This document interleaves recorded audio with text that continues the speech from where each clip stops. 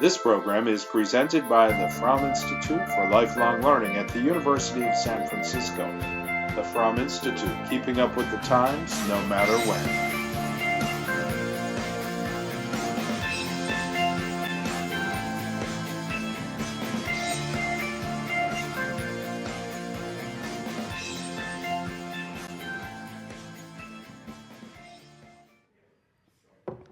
Well, good morning. I think I heard the 10 o'clock bell ringing. It sounded like to me, faintly in the distance. So good morning, welcome back to Opera for Laughs. We are talking today about the world of Gilbert and Sullivan. And I'm guessing that some of you are quite familiar with this topic. Like me, maybe you were in an amateur performance of a Gilbert and Sullivan. Any of you? Yeah, it was the typical thing. I think for maybe our generation, I don't know if high school kids do Gilbert and Sullivan anymore. I did it in junior high. Anyway, it's an aspect of comic opera that I think is worth looking at. And it's because it's so familiar to many people, I'd like to look at today some of the sort of stylistic things about it. And I'll give you my very opinionated views on how to do Gilbert and Sullivan, or what I like and don't like about Gilbert and Sullivan. This is the pair, of course, Sir Arthur Sullivan. Gilbert was eventually knighted, but not by Queen Victoria. She was not as pleased with him, the librettist, as she was with the composer, who also wrote symphonic works and even an opera called Ivanhoe, which I'd love to hear sometime. Here's a little video introduction to the world of Gilbert and Sullivan, and you probably know a lot of this stuff, but here's a kind of a review for you. William S. Gilbert, a lyricist and comedic writer, and Sir Arthur Sullivan, a musical composer, lived in England during the reign of Queen Victoria, and together created more than a dozen comedic English operas between 1871 and 1896. While they both could have enjoyed successful careers without the other, and were doing so prior to their meeting, it was in collaboration that they achieved their greatest accomplishments. In 1875, theatrical manager Richard Doyleycart brought Gilbert and Sullivan together to create Trial by Jury, an operetta for which Gilbert could draw upon his experiences as a lawyer. Following its success, they went on to create 12 more operas for Doyleycart, all of which ran for hundreds of performances. Their shows were both hilariously silly and bitingly satirical, brutally mocking the many absurdities of Victorian-era social norms, the legal system, and the British aristocracy. Essentially the 19th century equivalent of Saturday Night Live or The Simpsons in the form of an opera. The hallmarks of a GNS opera usually involved a couple whose love is complicated by social circumstance, mistaken or secret identities, at least one, sometimes a dozen, stuffy British aristocrats, occasionally fun occult elements like a magic potion or a ghostly curse, a surprise twist of some kind, and ultimately a happy ending. So what exactly made their work so different from any of their contemporaries? The quality of a Gilbert and Sullivan show stood above their peers in several ways. They exercised extremely tight control over nearly all aspects of production, from sets, costumes, and props, to the casting and performances of the actors. Gilbert personally stage-directed every member of the cast, demanding they learn their lines and staging exactly as he wanted them, which was highly unusual for the time. Perhaps I should have let them improvise more. Oh, Gilbert, you know as well as I do, they weren't funny. He also pioneered a more natural form of acting, which rejected campy self-consciousness, where the characters were unaware of how ridiculous they were. Arthur Sullivan likewise closely dictated how each player of the orchestra would perform his music, and insisted on personally conducting every opening night performance. Together they ensured that the quality of their productions was extremely high, which brought a level of polish to the English opera that eventually influenced theatrical performances in general the world over. And there was something uniquely special about the combination of Sir Arthur Sullivan's brilliant music with W.S. Gilbert's witty, humorous libretti. Gilbert's particular style of social satire can easily appeal to any modern audience, provided that you do it right. There's a funny little paradox that arises when you stage an opera that's more than a century old. On the one hand, the original lyrics and dialogue unfortunately sometimes contained racist, sexist, or ageist tropes. On the other hand, the operas are so old that they're in the public domain, which means you can just change that stuff. This often gives production companies a chance to put their own creative spin on the work, or at the very least update some lyrics with modern references that modern audiences can relate to, which in a very fitting way actually retains the spirit of the original satire more so than a production that exactly replicates the original. I am the very model of a modern U.S. president, a liberal one at first, but now it seems I have a centrist bent, and though my popularity has waned, I am not hesitant to say I've done quite well so far, although I lacked experience. Oh, how delightfully creative. Well, you would say that, but of course they haven't changed your music. There are so many things to love about Gilbert and Sullivan's work, from the clever patter songs and the powerfully emotional ballads to the jubilant finales. Their operas have been bringing joy to audiences and performers for a century and a half. That's from the Lamplighters here in San Francisco. I'm sure many of you have been to their performances. They're great champions of Gilbert and Sullivan, or Savoyards, as they're often called, after the Savoy Theatre, where D'Oyly Carte was the impresario that put on most of these shows. So we're going to take a look at various shows, and some of them I'm more familiar with than others, and maybe the same with you, but we'll take a close look. So this is the list, starting with Thespis, but the first of the shows with D'Oyly Carte as the impresario was trial by jury, The Sorcerer, HMS Pinafore, Pirates of Penzance. You see they all have begin to have subtitles as they go on. The Last That Loved a Sailor is HMS Pinafore, Pirates of Penzance, or The Slave of Duty, then Patience or Bunther's Bride, Iolanthe, or The Pier and the Peri, involving a ferry, Princess Ida or Castle Adamant, The Mikado or The Town of Titipu, Radigor or The Witch's Curse, Yoma the Guard or The Merryman and His Maid, The Gondoliers or The King of Barataria, Utopia Limited or The Flowers of Progress, and The Grand Duke or The Statutory Duel. I'm going to take a look first at the very first of the shows with D'Oyly Carte, which is Trial by Jury, which is a spoof, of course, of the English legal system. So here's our situation. Angelina is suing Edwin for breach of promise. I don't think anyone does that anymore. It was the idea that a man had promised to marry someone, they were engaged, and then he changed his mind. That's breach of promise, and it was legally actionable at one time. I don't think it is anymore. Anyway. He argues that it is unfair to punish him for loving a girl one day and another the next. The beautiful Angelina's great distress quickly captures the hearts of the impartial jury. Edwin offers to marry both girls, but this bigamous suggestion is rejected. Edwin then claims to be a drunkard and a bully, liable to beat Angelina when intoxicated. The judge suggests that they make him drunk and observe his behavior towards Angelina. All except Edwin object to this. Finally, the judge declares that he will marry Angelina himself. This suits everybody, and the case is closed. All right, just lost my headpiece here. Let me get that back on. All right. So here is Edwin's aria. Each of the Gilbert and Sullivan operas features a young tenor. There's usually a young tenor who's in love with a young soprano. And in this case, the young tenor is not quite typical in the case that he isn't in love with the soprano anymore. I'm going to show you quite a few videos from Opera Australia. They've done a quite nice job with these, and the nice thing about them, for your benefit, is that they have subtitles in them, which is always great to try to catch all the lyrics. So here is Edwin's aria addressing the jury. Hear me, if you please. These are very strange proceedings. For permit me to remark on the merits of my pleadings. You're at present in the dark. There's a merit to remark on the merits of his pleadings. They're at present in the dark.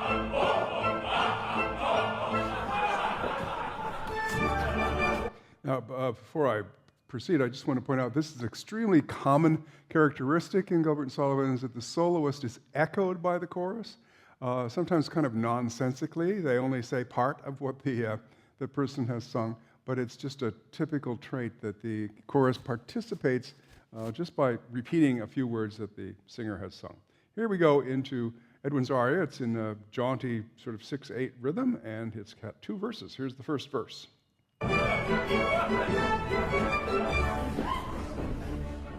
When first my old love I knew my bosom well with joy, My riches at her feet I threw. I was a lovesick boy. No term seemed too extravagant upon her to employ. I used to mope and sigh and pant, just like a lovesick boy.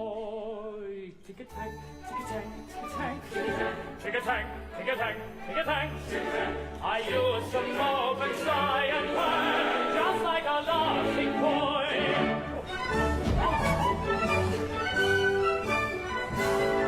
Second verse.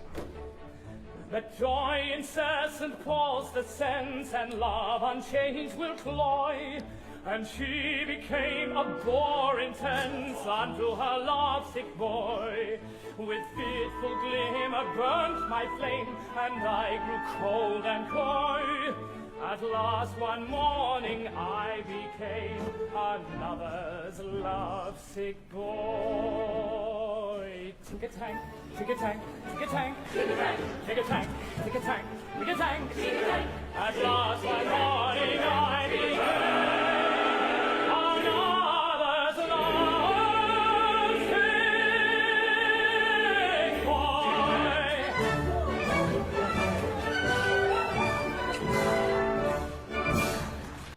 There are two, really, for me, essential elements about enjoying Gilbert and Sullivan.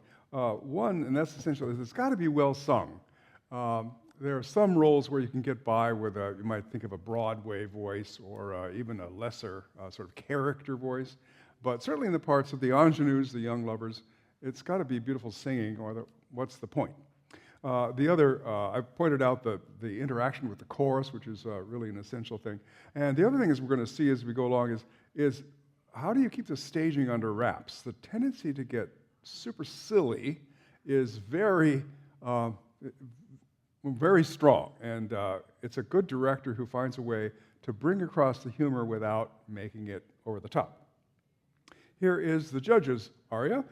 In almost all of these shows, there is an authoritarian figure who is a bass baritone or baritone, and he very typically has an aria where he explains about himself and how he got to the position that he's in. And that's exactly what the judge does here in a patter song, typical for this type of character, this authoritarian person of some stature and station, baritone who explains how he got to where he is. So here's the judge's aria.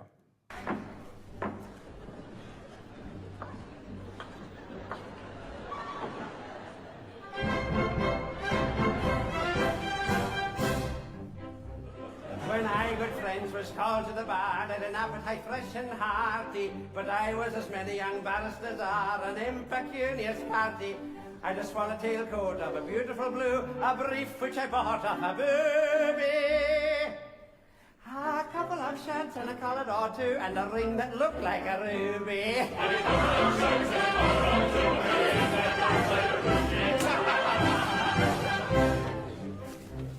In Westminster Hall I danced a dance like a semi-despondent fury, but I thought I never should hit on a chance of addressing a British jury. I soon got tired of third-class journeys and dinners of bread and water. So I fell in love with Richard Turney's elderly ugly daughter.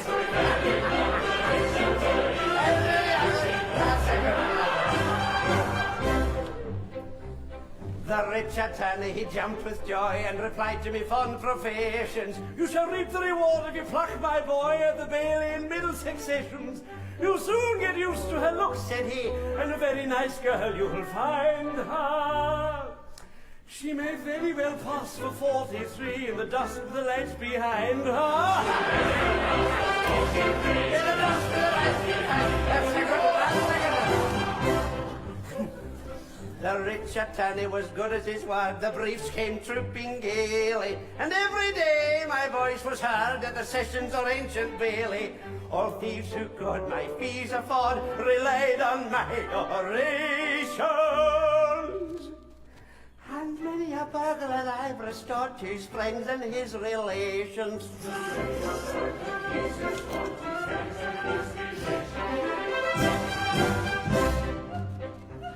At At length I became as rich as the Packers, an incubus then I thought her. So I threw over that rich attorney's elderly ugly daughter. The rich attorney, my character high, tried vainly to disparage. No! And now, if you please, I'm ready to try this breach of promise of marriage. For now I'm a judge. Now I'm a judge. Though all my lobby fudge, yet I'll never budge, but I'll live and die a judge. It was managed by a job. It was managed by a job. It is patent to the mob that my being made an hob was effected by a job, and a good job.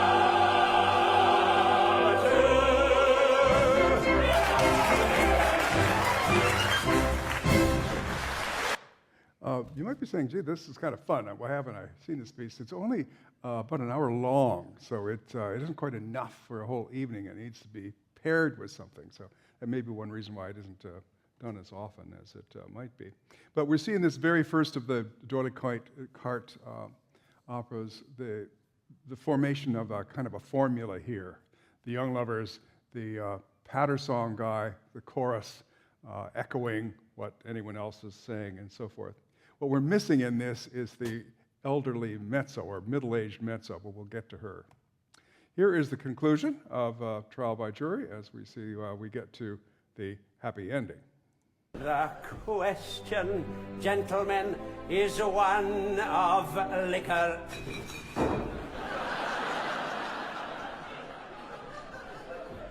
You ask for guidance, this is my reply. He says when tipsy, he would thrash and kick her. Let's make him tipsy, gentlemen, and try. With all respect, I do object. I do object. I don't object. With all respect, I do object. I do object. I don't object. With all respect, I do object. I do object. I do object. All the legal fury sees you, no proposal seems to please you. I can't sit up here all day, I must shortly get away. Barristers and you attorneys set out on your homeward journeys. Gentle, simple-minded usher, get you if you like to rusher. Put your briefs upon the shelf. I shall marry her myself.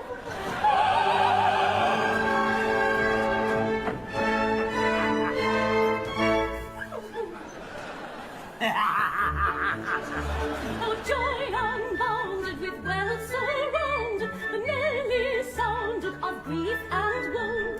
With love devoted on you, he's noted to castle moated, away they go. I wonder whether they live together in marriage tether, in manner true. It seems to me so such as she's a judge is he's and a good judge too. Oh, joy unbounded with wealth surrounded, and there is sounded of grief and woe. It seems to be so such as she's a judge is he's and a good judge too.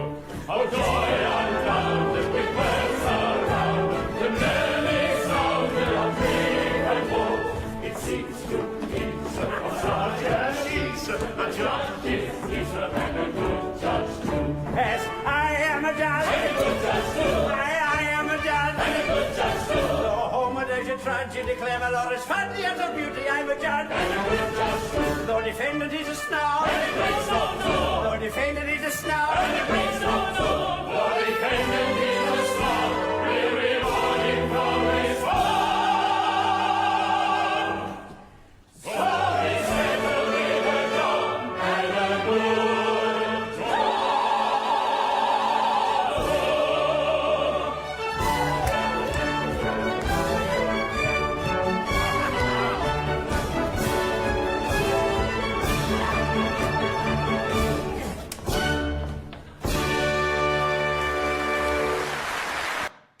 one other little signature idea of Gilbert and Sullivan, this comes from Sullivan, of course, is at the end of a number, there's frequently this little musical tag during which it's almost irresistible not to dance.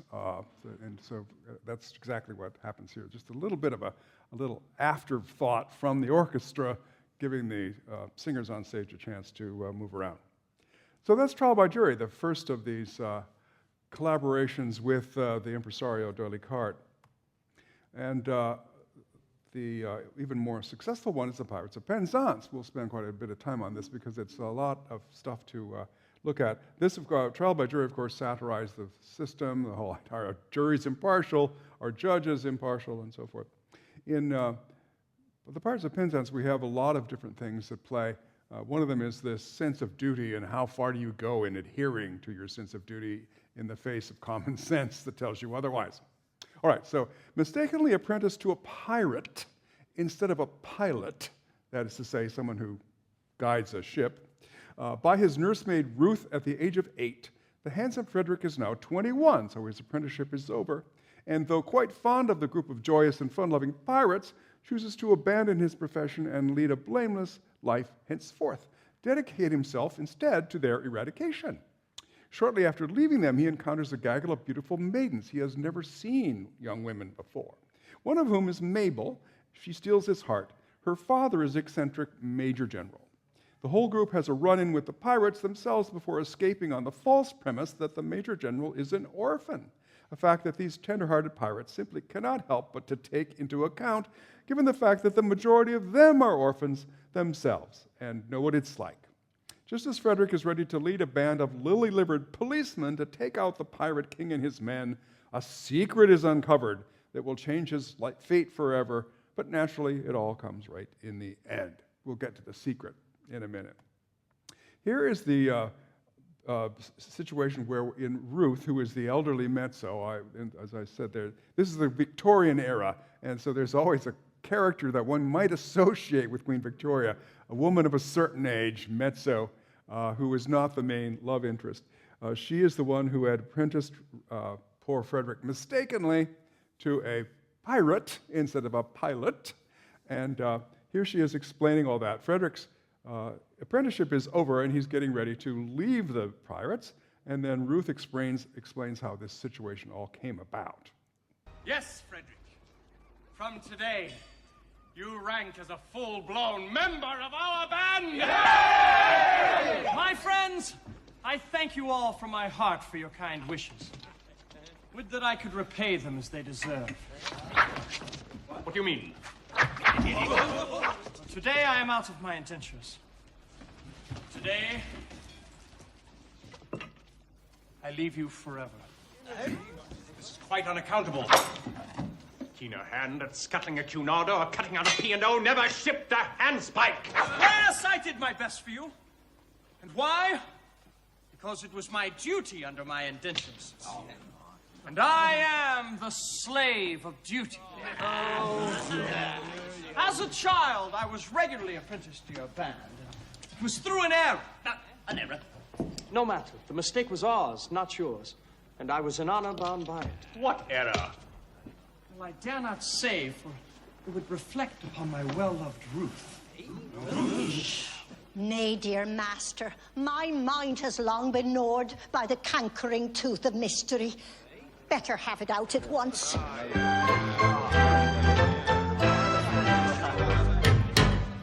When Frederick was a little lad, he proved so brave and daring. His father thought he'd prentice him to some career seafaring. I was, alas, his nursery maid, and so it fell to my lot to take and bind the promising boy, apprentice to a pilot. A ship's pilot? Life not bad for a hardy lad, though surely not a high lot. Though I'm a nurse, you might do worse than make your boy a pilot.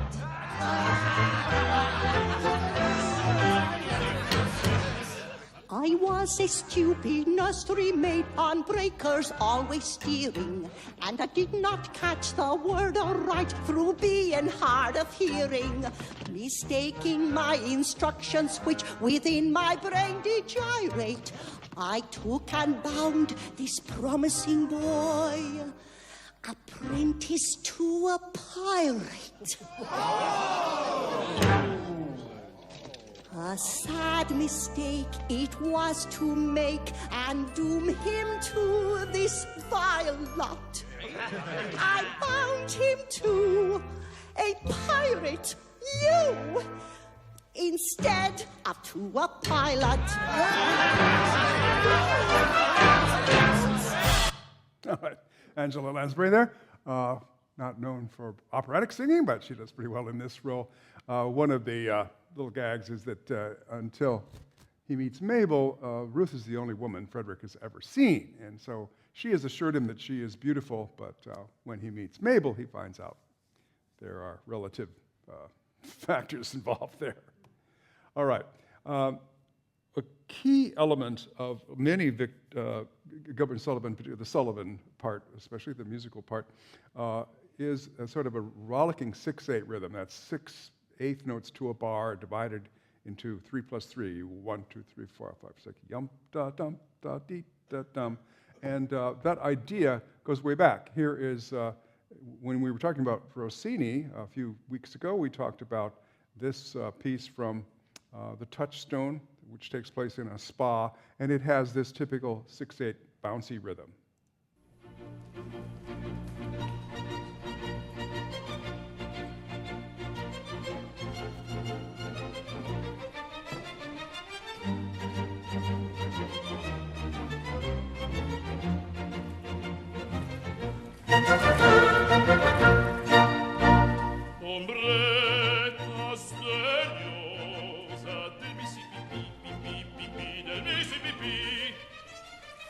And almost 50 years later, 40 years later, I guess it would be, in Verdi's Rigoletto, we have the exact same kind of idea, this bouncy 6/8 rhythm. Questo quella per me pari sono a quant'altre d'intorno mi vedo, del mio cuore l'impero non c'era, meglio ad una che ad altre beltà. So Sullivan was very aware of the operatic tradition, and he did not hesitate to spoof it quite a lot. And he does so, for example, in this. This is the Pirate King's aria. Shall live and die a pirate king.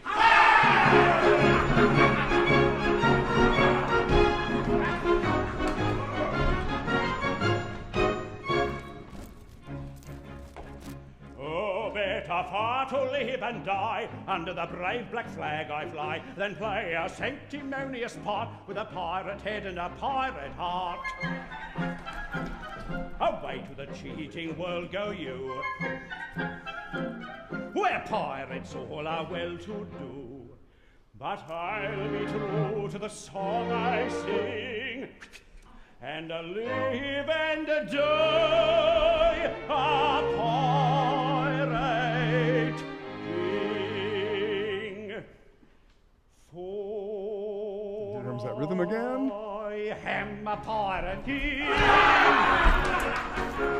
And it is a glorious thing to be a pirate king. For I am a pirate king. And it is a glorious thing to be a pirate king. Flavor!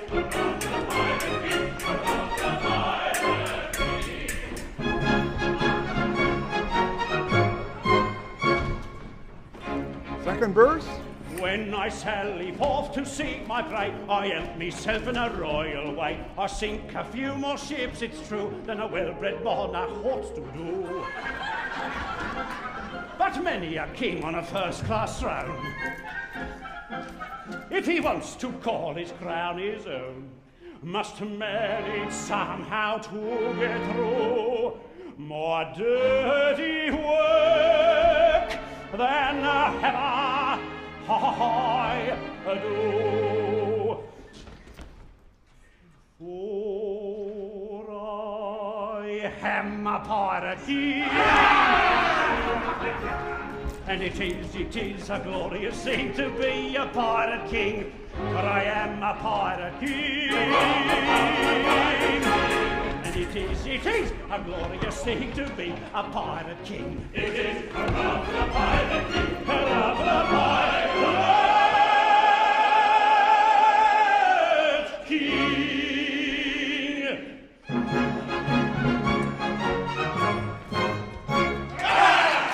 So again, typically we got this chorus responding, and we have this little musical tag at the end just to wrap it all up and give a little action on stage.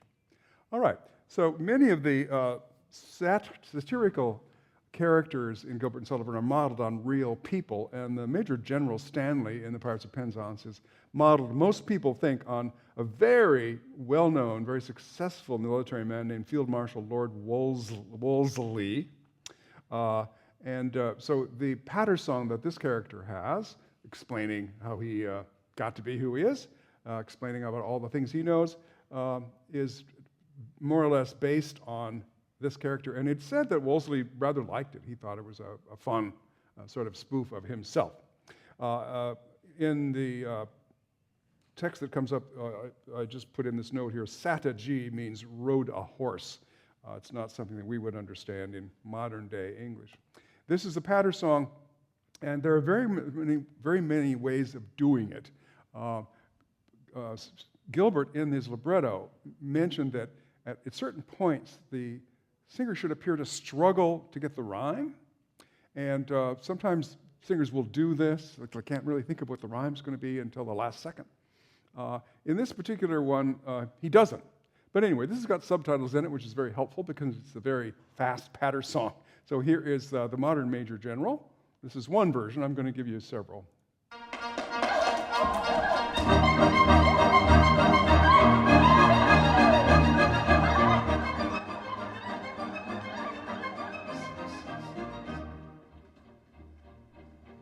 I am the very model of a modern Major General. I've information, vegetable, animal, and mineral. I know the kings of England, and I quantified historical from Marathon to Waterloo in order categorical.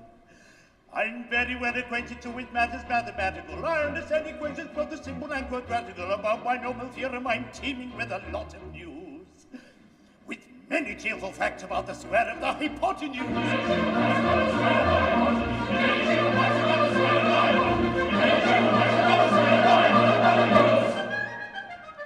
I'm very good at integral and differential calculus. I know the scientific names of beings animalculous. In short, in matters vegetable, animal, and mineral, I am the very model of a modern Major General.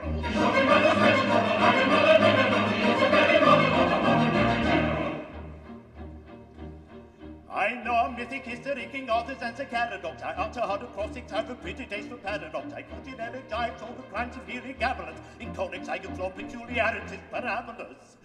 I can tell an adieu Raphael's and Jared Dawson's Ophides. I know the croaking chorus from the frogs of Aristophanes. Then I can arm a fugue of which I've heard the music dinner for, and whistle all the airs from that inferno on the pinafore.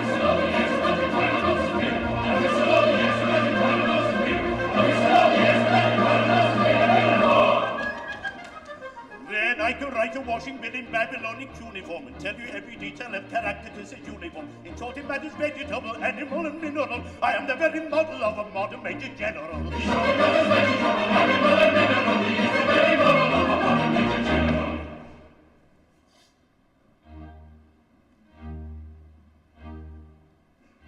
In fact, when I know what is meant by mamelon and ravelin, when I can tell at sight a Mauser rifle from a javelin, when such affairs as sorties and surprises I'm more wary at, and when I know precisely what is meant by when I have learned what progress has been made in modern gunnery, when I know more of tactics than a novice in a nunnery, in short, when I've a smattering of elemental strategy. Wait! You celebrate a Major General has never strategy!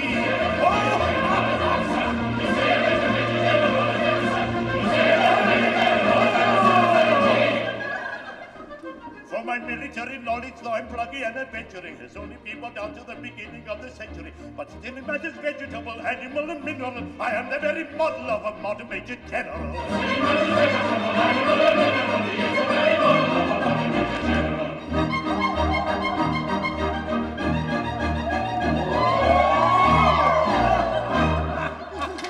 Once again, the little musical tag there at the end for a little sort of dance to wrap it all up.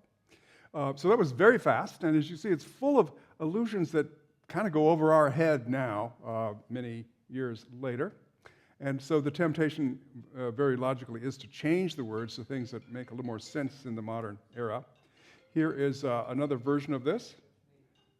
I'll wait till you get the phone answered. Tell them I'll be done in about an hour. Okay, here we go with another version of this same bit. Their father is a major general. By the way, I know this is blurry, but the main reason I'm showing this version is that it's got the subtitles in it, which is very helpful. Here we go. Yes, he is a major general. Yes, yes, I am a major general. For he is a major general.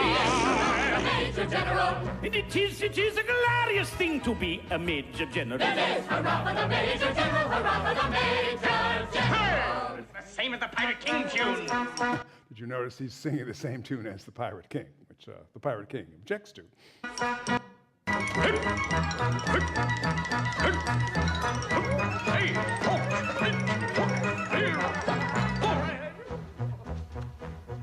I am the very model of a modern major general. Live information, vegetable, animal, and mineral. I know the kings of England, and I quote the fight historical from Marathon to Waterloo in order categorical. I'm very well acquainted too with matters mathematical. I understand equations both the simple and quadratical. About binomial theorem, I'm teeming with a lot of news. Lot of news. Got it. With many cheerful facts about the square of the hypotenuse. Many cheerful facts about the square of the hypotenuse. Many cheerful facts about the square of the hypotenuse. Many cheerful facts about the square of the hypotenuse. I'm very good at integral and differential calculus. I know the scientific names of beings, animalculus. In short, it matters vegetable, animal, and mineral. I am the very model of a modern major general. In short, it matters vegetable, animal, and mineral. He is the very model of a modern major general. In fact, when I know what is meant by mammillon and ravelin, when I can tell at sight a Mauser rifled from a javelin, when such affairs as sorties and surprises I'm more wary at, and when I know precisely what is meant by commissariat, when I have learned what progress has been made in modern gunnery, when I knew more of tactics than a novice in a nunnery, in short, when I've a smattering of elemental strategy. Strategy. Oh, my word, that's hard. Wait a minute. Allergy. Got it. You'll say a better major general is never satisfied. Say a better major general is never satisfied. Say a better major general is never satisfied. Say a better major general is never satisfied. For my military knowledge, though I'm plucky and adventurous, has only been brought down to the beginning of the century, but still it matters vegetable, animal, and mineral. I am the very model of a modern major general. But still it matters vegetable, animal, and mineral. He is the very model of a modern major general. Can you do it one more time? Certainly. And can you do it really fast? What's this?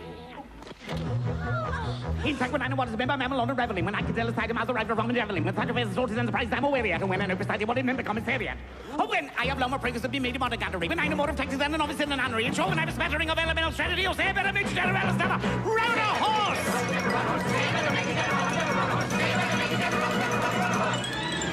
For my military knowledge, the right plucky and adventurous has only been brought down to the beginning of the century, but still a matter vegetable, animal, and mineral. I'm the very model of a modern major general!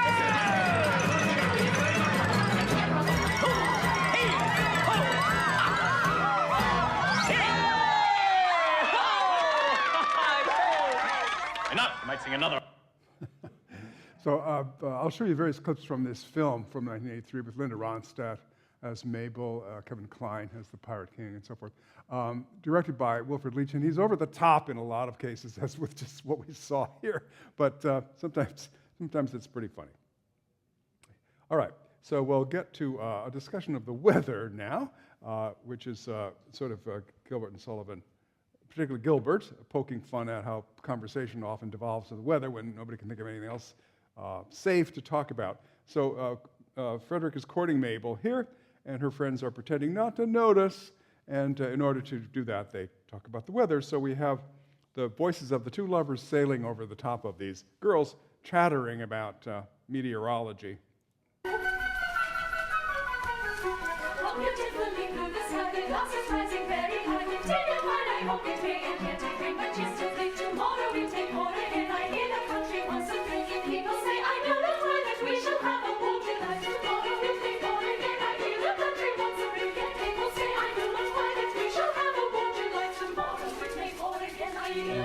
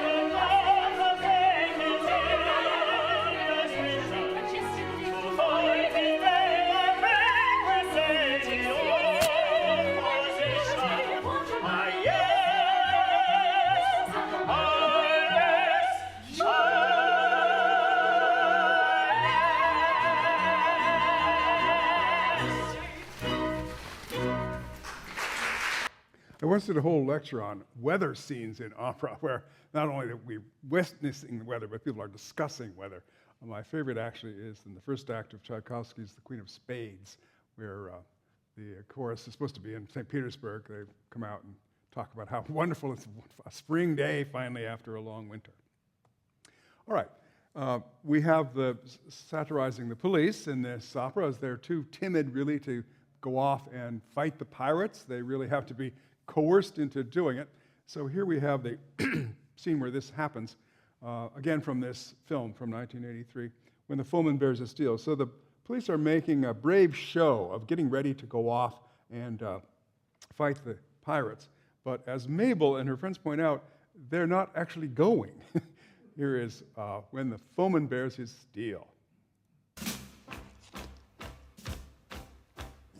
Foeman bears his steel, we uncomfortable feel, and we find the wisest thing is to slap our chests and sing ta-da. For when threatened with immutes, and your heart is in your boots, there is nothing brings it round like the trumpet's martial sound, like the trumpet's martial sound.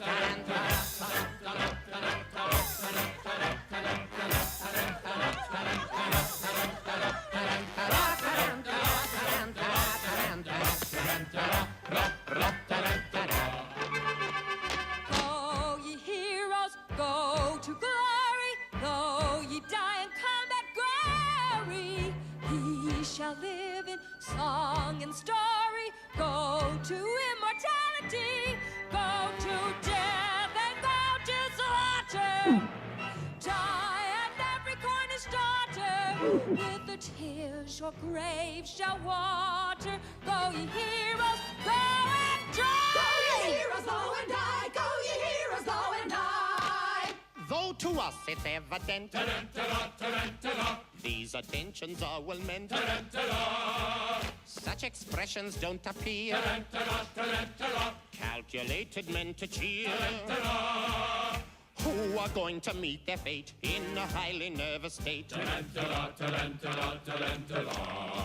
Still to us it's evident. These attentions are well meant.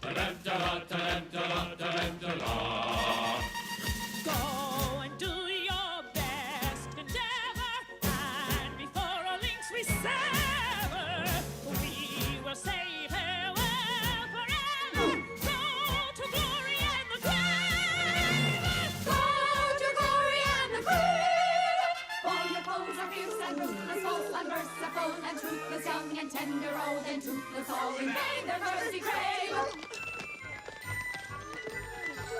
We observe to greater stress on the risks the towns press, and of reference a lack to a chance of coming back. Still, perhaps it would be wise not to carp or criticize, for it's very evident these attentions are well meant. Yes, perhaps it would be wise not to carp or criticize, for it's very evident these attentions are well meant. Wait! It's very evident.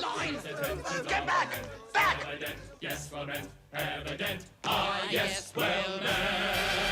When the foreman makes a scene, tarantara, the uncomfortable beat, tarantara. Every time the wise to sing, tarantara, it's the slap my chest and sing, tarantara. And it's tarantara, there is nothing brings it round like the trumpet martial sound, like the trumpet martial sound.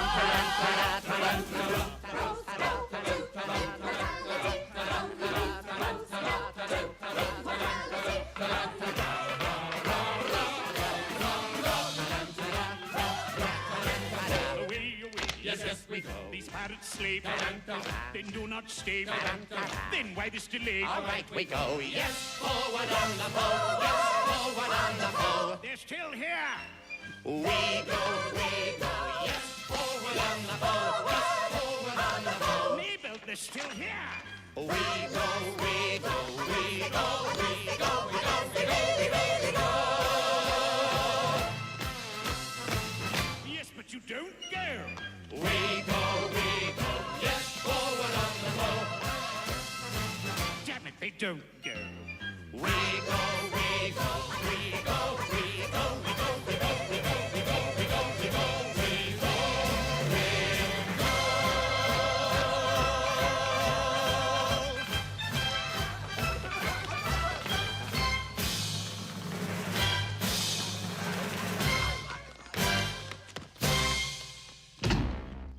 So I think Leach has gone a bit too far, in my view, with this sort of super animation, this sort of hyper manic energy, but the humor is still there, obviously. And here Sullivan and Gilbert and both are spoofing particularly Italian opera, where there are lots of choruses like this, where we're going off to war, we're going off to war, and eventually, finally, at the end of a lot of singing, they do go do that. If you're familiar, if any of you saw Il Trovatore this fall at the San Francisco Opera, there's the big scene, Di quella pira, where the tenor is going off to rescue his mother, who's about to be burned at the stake.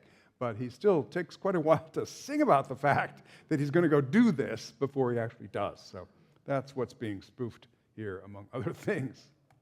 All right, here is the scene which I kind of funny. It's a dialogue scene where Gilbert pokes fun at the English and their accents. They're well aware of the fact that there are peculiarities about the English language, the way it's spoken in Britain. I don't think we're immune to that accusation here in America either. But here we have a little confusion about the words orphan and often. Oh, may I ask, that is a picturesque uniform. I'm not familiar with it. What are you? We are all single gentlemen. Yes, I gathered that. Anything else? No, nothing else. Papa, don't believe them. They're pirates. The famous pirates of Penzance. The pirates of Penzance. I've often heard of them. All except this gentleman, who was a pirate once, but who is out of his indentures today, and who means to lead a blameless life evermore. Now, wait a minute. I object to pirates as sons-in-law. We object to major generals as fathers-in-law. But we waive that point. We do not press it. We look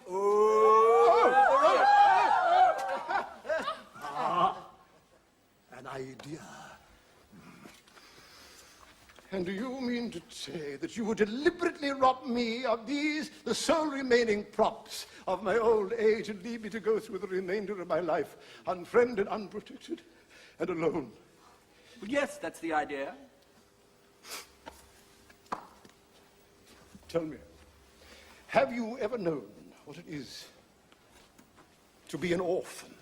Oh, dash it all! Here we are again. I ask you, have you ever known what it is to be an orphan? Orphan. Yes, orphan. Have you ever known what it is to be one? I say orphan. Orphan, orphan, orphan. I don't think we quite understand one another. As I understand you, you are merely repeating the word orphan to show that you understand me. I didn't repeat the word orphan. Pardon me, you did indeed. I only repeated it once. But you repeated it. But not orphan. Stop. I think I see we were getting confused. When you said the word orphan, did you mean orphan, a person who has lost his parents, or an orphan frequently? I beg pardon, I see what you mean. Frequently. You said orphan frequently. No, only once. Exactly. You said orphan frequently, only once.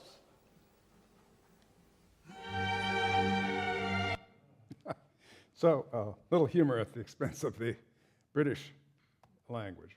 All right, now, I'm going to talk about another borrowing or a sort of spoofing that Sullivan does of operatic language. I talked about Trovatore a moment ago. Here is the famous anvil chorus from Il Trovatore, where the Romani people, we used to say gypsies, we don't use that term anymore, here they are beating on their anvils as they sing about going about their daily work.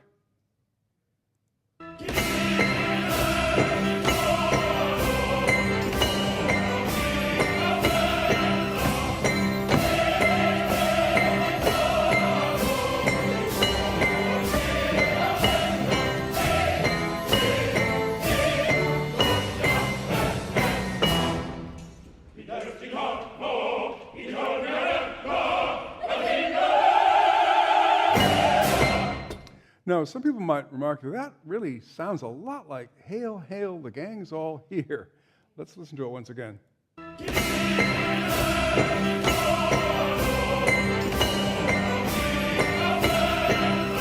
And that's exactly right. Sullivan imitated this, made fun of it in this chorus from the Pirates of Penzance with cat-like tread.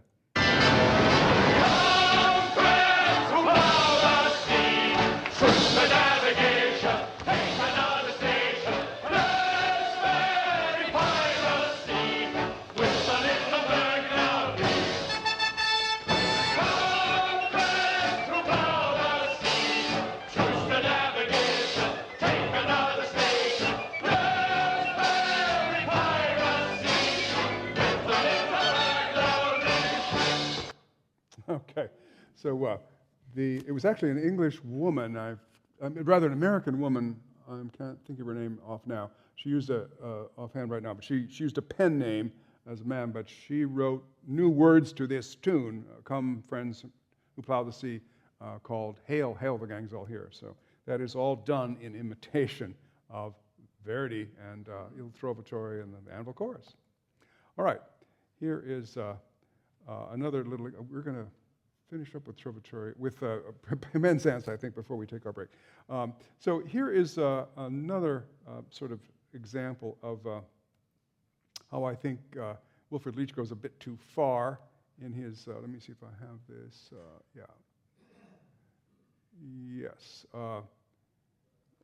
This second verse we won't see, and it's not included in this version, but here is what I think should be done with mock solemnity, the police talking about it, what a tough job they have, and how actually felons, that is criminals, aren't so bad, really. So here is Wilfrid Leach's version of this.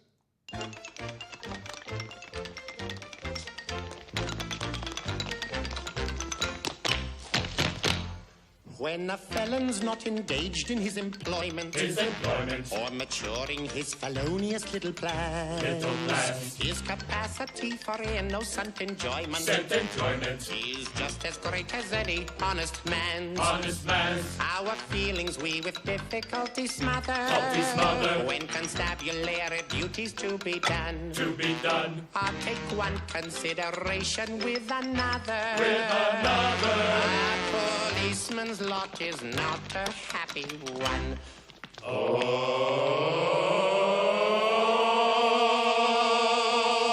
When constabulary duties to be done, a policeman's lot is not a happy one.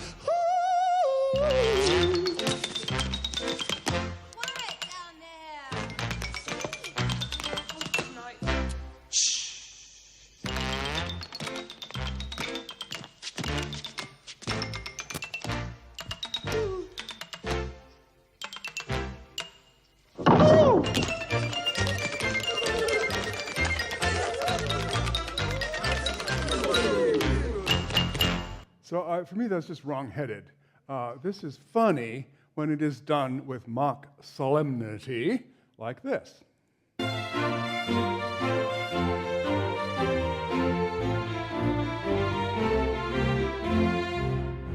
When a felon's not engaged in his employment, or mature in his felonious little plans, his capacity for innocent enjoyment, is just as great as any honest man's.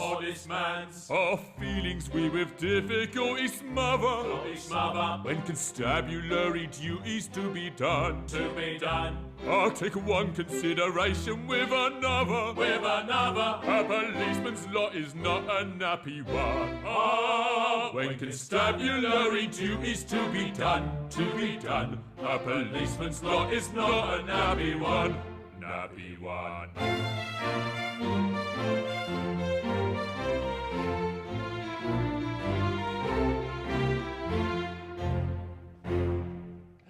I think that's more better. Let the situation create the humor rather than this sort of maniacal, silly goofiness. All right, let's take our break. What is it?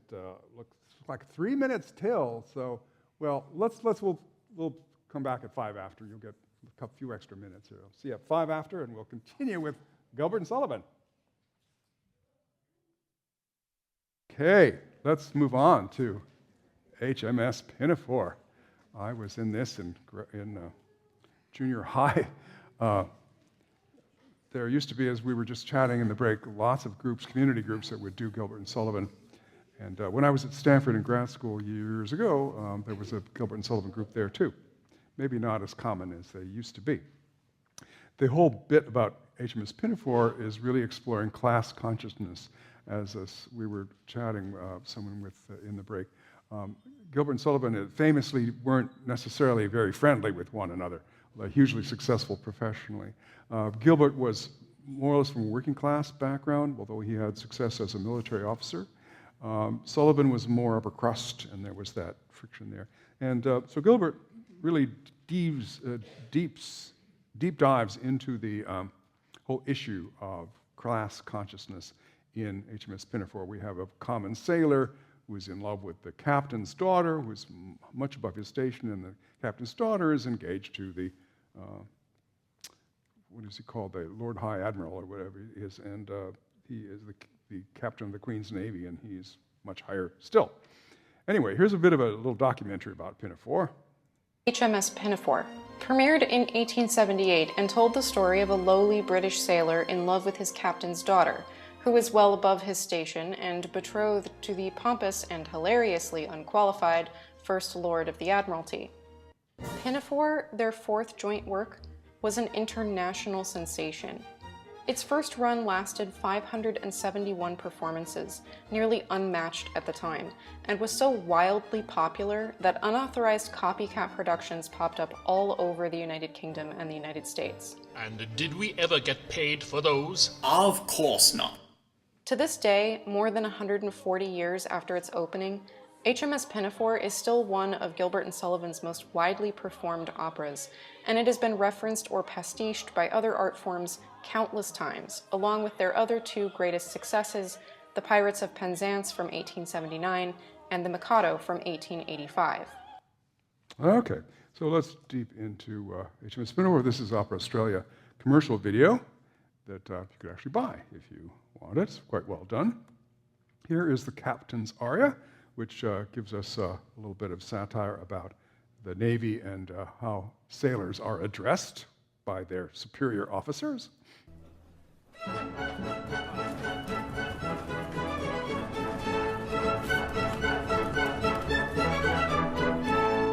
am the captain of the Pinafore. And I am captain too. You're very, very good, and be it understood, I command a right good crew.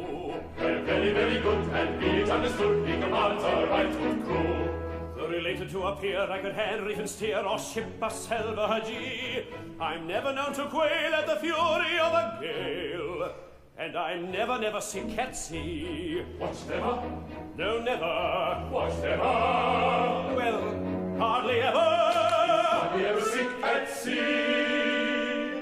Give 3 cheese and 1 chin both for the hardy captain of the Pinafore. Give 3 cheese and 1 chin both for the captain of the Pinafore. Hooray! Hooray! Hooray! I do my best to satisfy you all. And you were quite content. You're exceedingly polite, and I think it only right to return the compliment. We're exceedingly polite, and he thinks it's only right to return the compliment.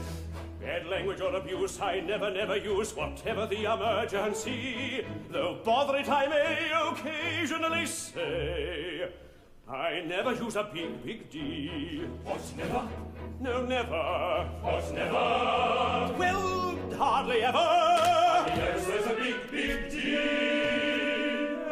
Give 3 cheers and 1 cheer more for the well-bred captain of the Pinafore. Give 3 cheers and 1 cheer more for the captain of the Pinafore. Hey! Once again, a little musical tag at the end with a little bit of dancing to go with it. Having been a Navy officer myself during the Vietnam era, I can say that, yeah, we did use the big D among various other words that Gilbert and Sullivan. Gilbert, of course, was a military man himself, so he's spoofing that whole idea about polite conversation in the military. Here is the inspiration for Sir Joseph Porter. That's the part I played in junior high, the Lord High Admiral. He was W.H. Smith, First Lord of the Admiralty. And the spoof idea is here that these guys got into high stations of military rank without ever actually having served in the military. And this is the cartoon spoofing this, where he says, as a landlubber saying, I think I'll now go below. You know, it starts to get a little breezy, and the ship starts moving around, and you decide you need to go down below. Here is Sir Joseph Porter's entrance, along with his sisters and his cousins and his aunts.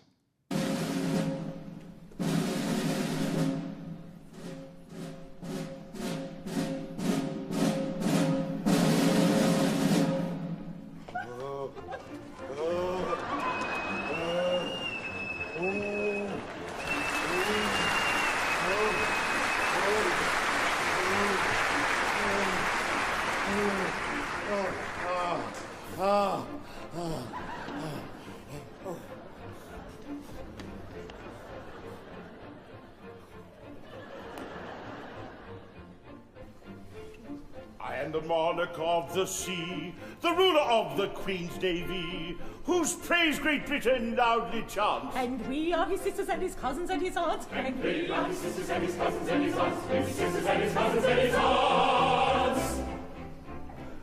When at anchor here I ride, my bosom swells with pride, and I snap my fingers at the foeman's taunts. And so do his sisters and his cousins and his aunts. And so do his sisters and his cousins and his aunts. His sisters and his cousins and his aunts.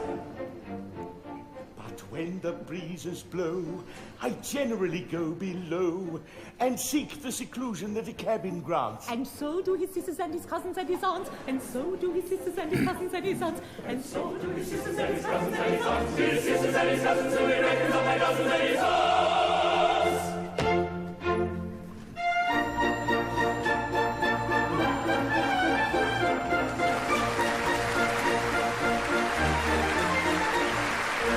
So we now, once again, we launch into the typical patter song sung by the baritone in authority, explaining how he got to where he is.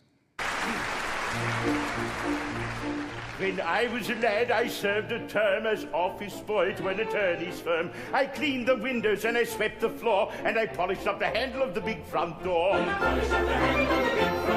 I polished up that handle so carefully that now I am the ruler of the Queen's Navy. Polished up the handle so carefully that now he is the ruler of the Queen's Navy. As office boy, I made such a mark that they gave me the post of a junior clerk. I served the writs with a smile so bland, and I copied all the letters in a big round hand. I copied all the letters in a hand so free that now I am the ruler of the Queen's Navy. He copied all the letters in a hand so free that now he is the ruler of the Queen's Navy. In serving a writ, I made such a name that an articled clerk I soon became. I wore clean collars and a brand new suit for the pass examination at the Institute. For the pass examination at the Institute. And that pass examination did so well for me that now I am the ruler of the Queen's Navy. And that pass examination did so well for me that now he is the ruler of the Queen's Navy. Of legal knowledge I acquired such a grip that they took me into the partnership. And that junior partnership, I ween, was the only ship that I ever had seen. But that kind of ship so suited me that now I am the ruler of the Queen's Navy. But that kind of ship so suited me that now he is the ruler of the Queen's Navy. I grew so rich that I was sent by a pocket borough into Parliament. I always voted at my party's call, and I never thought of thinking for myself at all. I thought so little they rewarded me by making me the ruler of the Queen's Navy. I thought so little they rewarded me by making me the ruler of the Queen's Navy. Now, landsmen all, whoever you may be, if you want to rise to the top of the tree, if your soul isn't fettered to an office stool, be careful to be guided by this golden rule. Be careful to be guided by this golden rule. Stick close to your desks and never go to sea. And you all may be rulers of the Queen's Navy. Stick close to your desks and never go to sea, and you all may be rulers of the Queen's Navy.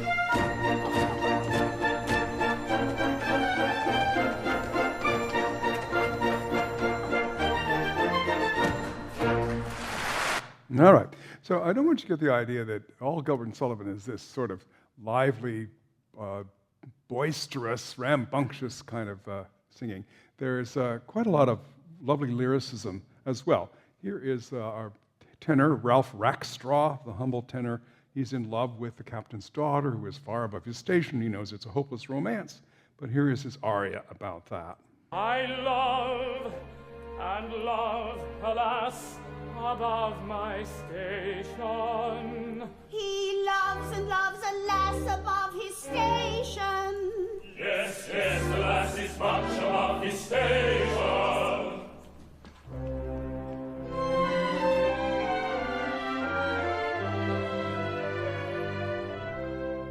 A maiden fair to see, the pearl of minstrelsy, a bud of blushing beauty, for whom proud nobles sigh, and with each other vie to do her menial's duty.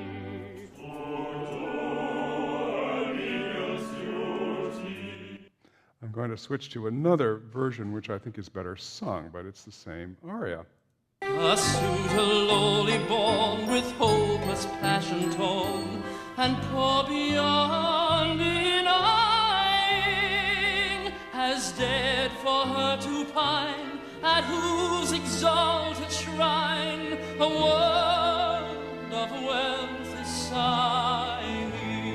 A world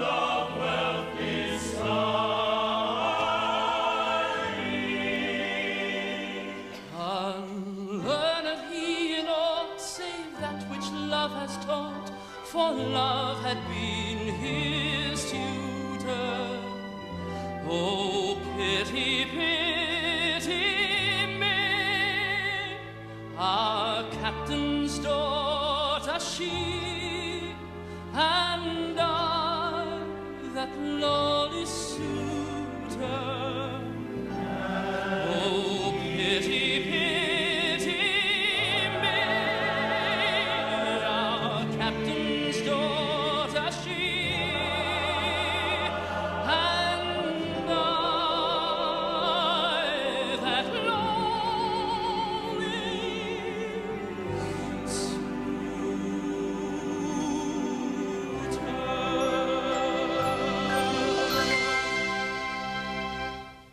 Little lyricism from Sullivan there. Here is a little trio where the basic plot situation is set up. The Lord High Admiral is going to marry the captain's daughter, but she really wants to marry this humble sailor, and being convinced by the admiral that really rank doesn't matter when it comes to situations of love, that gives her leave to abscond, to elope with young sailor Ralph Rackstraw. So here's this trio where this is all brought about. Madam, it has been represented to me that you are appalled by my exalted rank.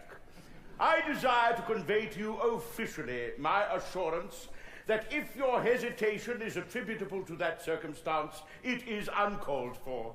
Oh, then your lordship is of the opinion that married happiness is not inconsistent with discrepancy in rank? I am officially of that opinion. That the high and the lowly may be truly happy together, provided that they truly love one another? Madam, I desire to convey to you officially my opinion that love is a platform upon which all ranks meet. I thank you, Sir Joseph. I did hesitate, but I will hesitate no longer. He little thinks how eloquently he's pleaded his rival's cause.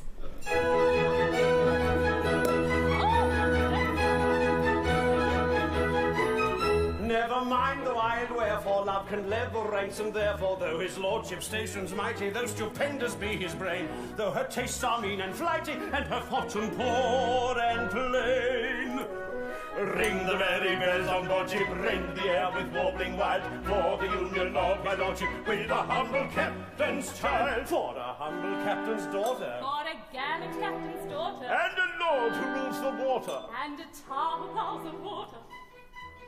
Let the air with joy be laden, ring with songs the air above, for the union of the maiden with the man who earns her love.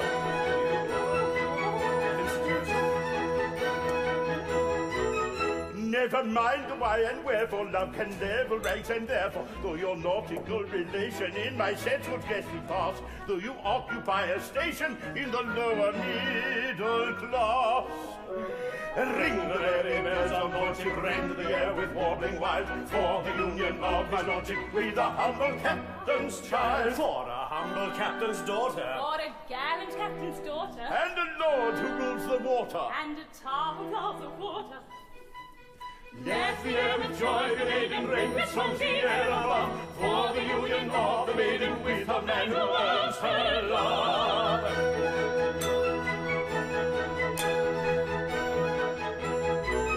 Never mind the why and wherefore, love can never ranks, and therefore I admit the true distinction. Ably have you played your part, you have carried firm conviction to my hesitating heart. Ring the merry bells on board ship, rend the air with warbling wild, for the union of my lordship with a humble captain's child, for a humble captain's daughter, For a gallant captain's daughter, and a lord who rules the water, and a tower pulse of water. Let the air with joy be laden, ring the merry bells on board ship, for the union of the maiden, for her union with my lordship, ring the songs the air above, for the man who earns her love, ring the songs the air above, for the man who earns her love.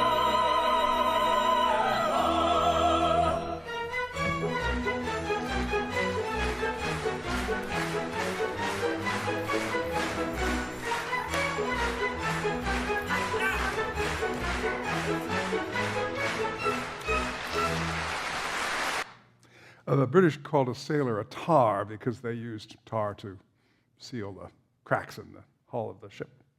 All right, well, let's get to the end here. Miss Buttercup, whom we haven't met yet, she's the sort of mezzo of a certain age in this particular show, reveals the baby switch that she brought about when she was in charge of 2 young kids. The situation here now is that Ralph has tried to elope with the captain's daughter, but they have been apprehended, and Ralph's going to go to jail. Buttercup intervenes here. Ere upon your loss you lay much stress, a long concealed crime I would confess.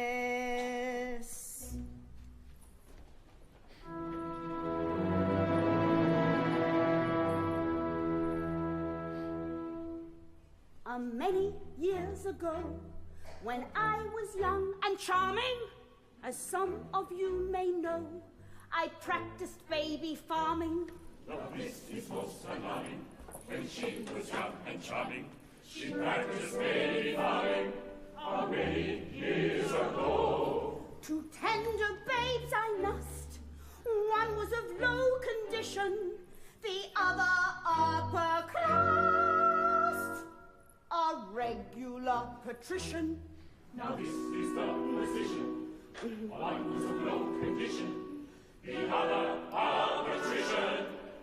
How many years ago?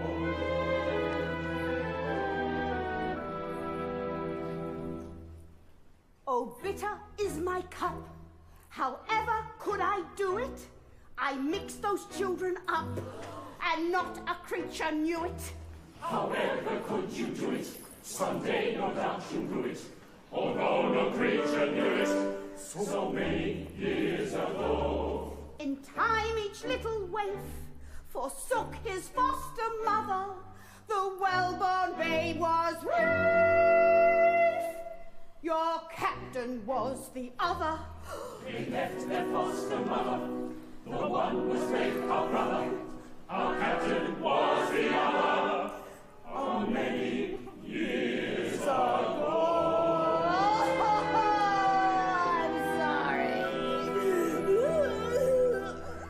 So that means that Rafe is the one who is of a higher station, and there's no problem with him marrying the captain's daughter. We'll skip to the happy ending here. For he loves little Buttercup, dear little Buttercup, though I could never tell why. But still he loves Buttercup, poor little Buttercup, sweet little Buttercup, I. So Buttercup gets the captain. For he loves little Buttercup, dear little Buttercup, though I could never tell why. But still he loves Buttercup, dear little Buttercup, sweet little Buttercup. And then we have an appeal to British patriotism at the very end. Monarch of the sea, and when I've married thee, Marrying his cousin Hebe.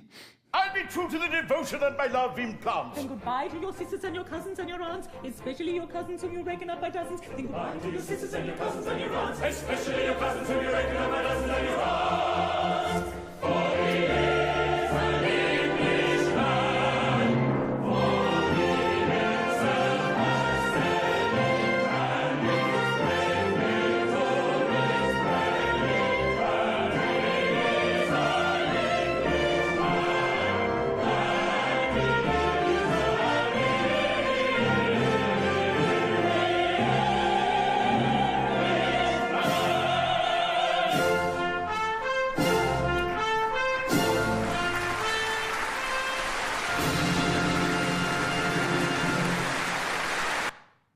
The main spoof that Gilbert gets at is when it's revealed that the captain is really just a common sailor, and Ralph is the one highly born. The Lord High Admiral says, well, love levels ranks, but not so much as that. I can't marry the daughter of a common sailor. So we get a little class distinction there being spoofed by Gilbert. Let's go on to the Mikado. We have just a few minutes to talk about this. This is the piece that, of course, has fallen out of favor with some people because it's thought to be racist in the way it depicts the Japanese, but in fact, it really is depicting the silliness of English people and their fascination with the Japanese. It all comes as part of what is called Japonisme, this influence that was going on at the time in Europe, throughout all of Europe in the late part of the 19th century. Japonisme, from the French Japonisme, first appeared in 1872, is the influence of Japanese art, fashion, and aesthetics on Western culture, and the term is used particularly to refer to Japanese influence on European art, especially in Impressionism. And here we have some examples of this. This is by P. Tissot, young ladies looking at Japanese objects. You see the screens there, and the lacquered box and so forth. Here's another one. We see the kimono, the flowers, the screen, the lanterns, all these things that evoke this fascination going on at the time with Japanese culture. It all began in 1853 when Commodore Perry steamed into Japanese harbor with gunboat diplomacy, as it was called, telling the Japanese, you're going to open up to us whether you like it or not. And Victorian travelers started visiting Asia. It became the thing to do. There's some others. It was just for anyone adventurous, that was where you went. Kind of like now people go to Machu Picchu. So the sequence of events, here are all these things that lead up to Madame Butterfly. There was a novel called Madame Chrysanthemum, which was made into an opera by the French composer André Messager. Then a short story by John Luther Long, an American lawyer. Then a play by David Belasco, who was from San Francisco. And then an opera by Giacomo Puccini. But before all that fascination with Japanese culture came the Mikado, 1885. So the Japanese inspiration is thought that Gilbert was inspired by this exhibition that was going on at Hyde Park, this Japanese native village. It was like a fair where you could go and see natives, Japanese in their native habitat. There's a picture of that from where this was. But it turns out that Gilbert had this idea about an opera set in Japan before this exhibition really took place. But nonetheless, this whole idea about Japanese culture was very much in the English mind. So Gilbert described his idea. He said, I cannot give you a good reason for our piece being laid in Japan. It afforded scope for picturesque treatment, scenery, and costume, and I think that the idea of a chief magistrate who was judge and actual executioner in one, and yet would not hurt a worm, perhaps might please the public. So that is our situation. We have, in mythical Japan, the emperor, the Mikado, has outlawed flirting.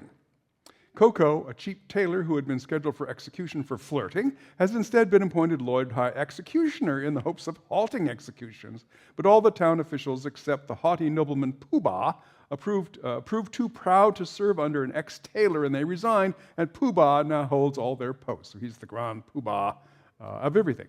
The Mikado sends word that someone in the town must be executed before the end of the month.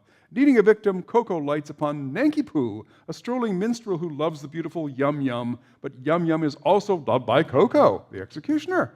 And Koko offers Nanki-Poo, let's see here, where am I? Loved by the executioner, and Nanki-Poo, seeing no hope for his love, considers suicide.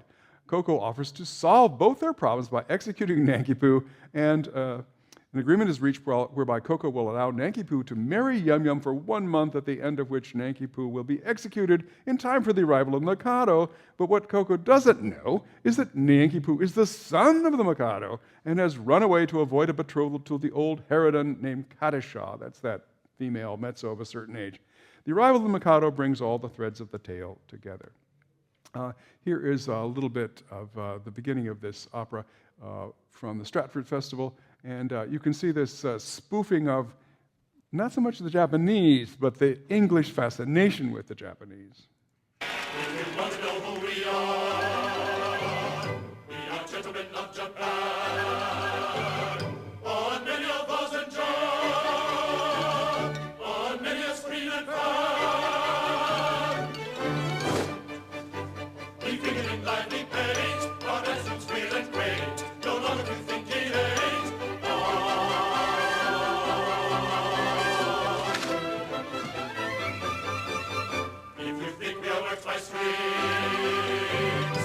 like a Japanese marionette. You don't understand these things. It is simply court etiquette. Here is a more updated version of this same thing. If you want to know who we are, we are gentlemen of Japan. On many a bars and jars, on many a screen and fan. We figure in line, we paint, our attitudes clear and quaint. You're wrong if you think it ain't. So you can see you can go with in many directions with this piece, and the whole setting in Japan really is sort of incidental. I'm going to show you a little bit from this English National Opera production, which is set in an English seaside hotel, and it was televised in 2015. Here is the famous "I've Got a Little List." This is Eric Idle as the Lord High Executioner. If I'm ever called upon to act professionally, I am happy to think that there will be no shortage of people whose loss will be a distinct gain to society at large.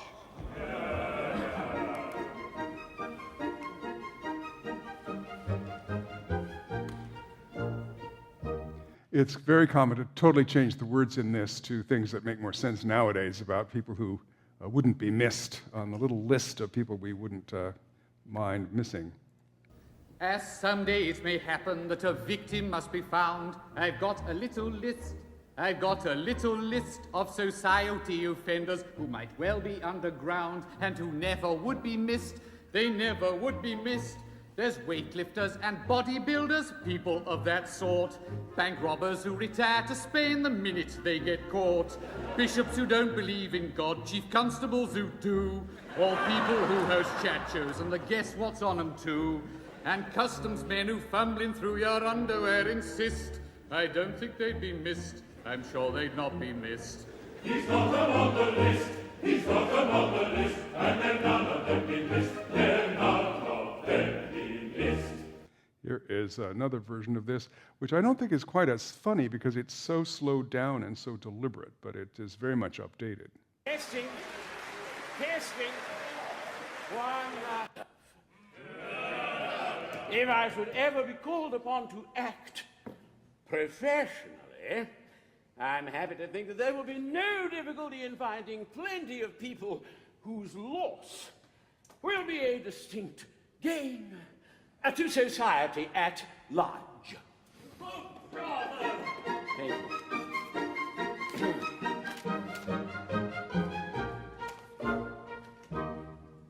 As someday it may happen that a victim must be found, I've got a little list. I've got a little list of society offenders who might well be underground and who never would be missed. They never would be missed. There are those who hail the virtues of low-alcoholic beer, and that BBC presenter who'd a fracas on Top Gear, that Republican contender who behaves just like a chump, building golf courses and skyscrapers that none can ever trump. And all those Russian athletes and the drug tests that they missed, ye metabolicists, those steroids might be missed. He's got them on the list. He's got them on the list. And then none of them be missed. Then none of them be missed. So I really would love to have my hand at writing even funnier words to this, but maybe the occasion will occur. Just to skip to the very end here. So there is Beauty in the Bellow of the Blast. Coco, too soft-hearted to actually execute anyone, falsely told the Mikado that he had executed a young man named Nankibu. Outraged that his son had been killed, the Mikado begins devising a horrible death for Coco. Nankibu hesitates to reveal that he's still alive because he would be forced to marry Katishaw, unless she could be persuaded to marry Coco. To save his own life, Coco agrees reluctantly to woo her. And here is Groucho Marx and Helen Traubel as they consummate their relationship. There is beauty in the bellow of the blast. There is grandeur in the growling of the gale. There is eloquent outpouring when the lion is a-roaring and the tiger is a-lashing of his tail. Yes, I like to see a tiger from the Congo or the Niger, and especially when he's lashing of his tail. Volcanoes have a splendor that is grim, and earthquakes only terrify the dolts. But to him who's scientific, there is nothing that's terrific in the falling of a flight of thunderbolts. Yet, in spite of all my meekness, if I have a little weakness, it's a passion for a flight of thunderbolts. If that is so, sing very now, very, it's evident, very on pace now one. Away we'll go and merrily marry, happily carry the day is done. There is beauty in extreme old age. Do you think that you are elderly enough? Information I'm requesting on a subject interesting. Is a maiden all the better if she's tough? Throughout this wide dominion, it's the general opinion that she'll last a good deal longer when she's tough. Are you old enough to marry, do you think? Won't you wait till you are 80 in the shade? There's a fascination frantic in a ruin that's romantic. Do you think you are sufficiently decayed? To the matter that you mention, I have given some attention, and I think I am sufficiently decayed. If that is so, sing derry down derry, it's evident very I taste so.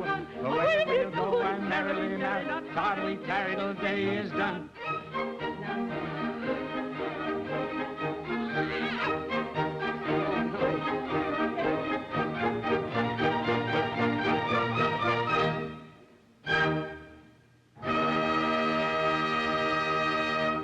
All right, that's the Mikado.